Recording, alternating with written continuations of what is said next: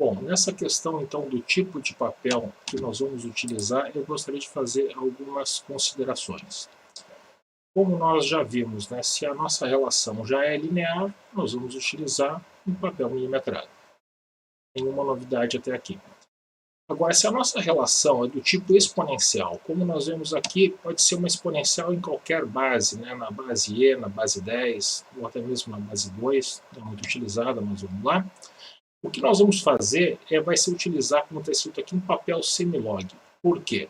Se nós vemos então essa relação, vamos pegar essa exponencial aqui na base E. Se nós pegarmos então essa expressão e aplicarmos o logaritmo de ambos os lados da equação, como está na base E, nós vamos aplicar o logaritmo neperiano. Então vamos lá, aplicando aqui nós vamos ter ln de y vai ser igual a ln desse produto aqui. Mas como nós sabemos, o logaritmo de um produto é igual à soma dos logaritmos. Então vamos lá, ln de a vezes e na bx vai ser ln de a mais ln de e na bx. Como ln e a exponencial neperiana são funções inversas, o ln de e elevado a bx vai ser simplesmente b vezes x. Certo? Então nós vamos ter essa expressão no final de contas. ln de y vai ser igual a ln de a mais b vezes x.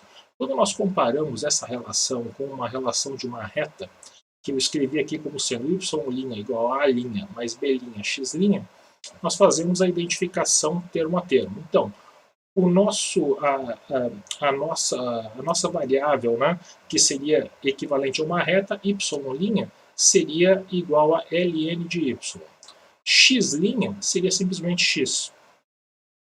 O nosso coeficiente linear A' seria ln de A, e o coeficiente angular B' é B.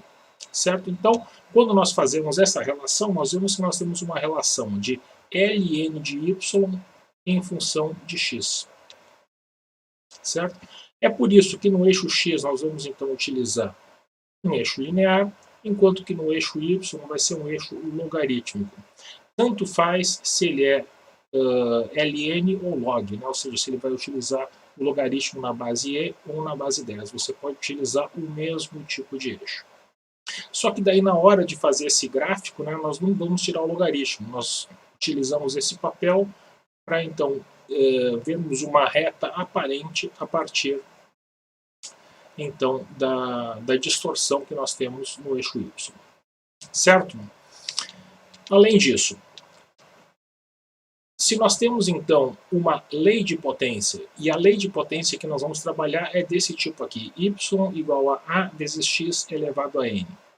Se nós temos uma relação então desse tipo, como diz aqui, nós vamos utilizar o papel log-log, também chamado de log. Por quê?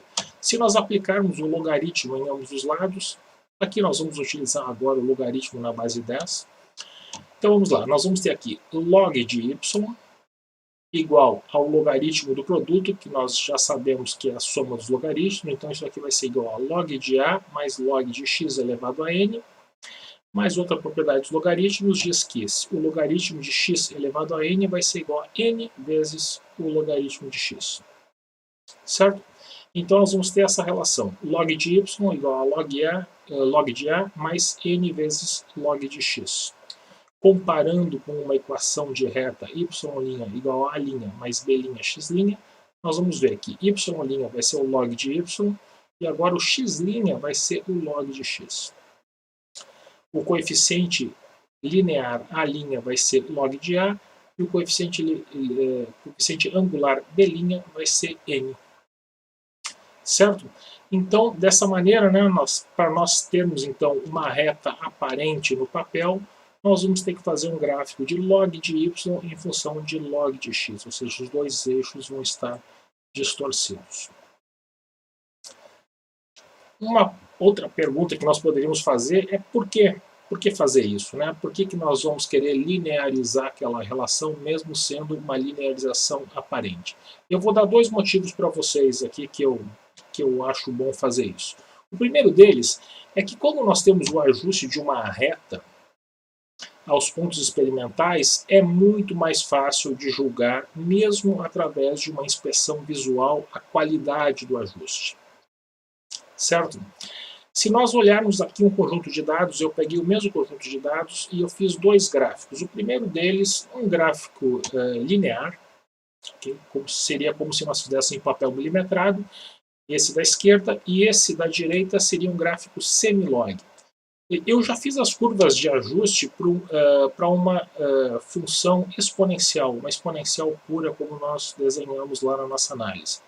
Tanto aqui quanto aqui, né, tanto na esquerda quanto na direita, é a mesma função exponencial, só que em gráficos diferentes aqui. Um linear, né, os dois eixos lineares, e no outro semilog. Se nós não tivéssemos essa curva vermelha, visualmente eu acreditaria que esses pontos experimentais eles encaixariam bem em uma função exponencial decrescente. Agora, olhando para essa curva da direita, olhando para esse gráfico da direita, mesmo sem a curva vermelha, simplesmente com uma régua, se eu aproximasse aqui, eu veria que existem alguns pontos bem alinhados, mas outros que saem desse alinhamento, né? Nós poderíamos ter talvez duas retas diferentes aqui de ajuste, né? Mas certamente uma reta só não iria fazer um bom ajuste. E com isso, então, nós poderíamos fazer uma inspeção visual mostrando que o ajuste não seria bom, né, com uma só exponencial, com uma exponencial pura nesse caso. Enquanto que aqui é difícil de dizer isso. Certo? Então esse seria um motivo, né, para nós linearizarmos a nossa relação. E o outro motivo é que hoje em dia é menos importante isso, né, já que os computadores são muito mais fáceis, né, de se usar, até mesmo o próprio celular faz essa análise, mas isso dava muito poder para a pessoa, porque nós poderíamos, com um papel apropriado, uma calculadora simples e uma régua, fazer um ajuste não linear de curva, né? Então, se nós pegássemos, por exemplo, aqui nesse exemplo, né, um papel aqui apropriado, né, um conjunto de dados que não era uma reta, e fazendo a transformação apropriada, conseguimos fazer então uma análise não linear desses dados.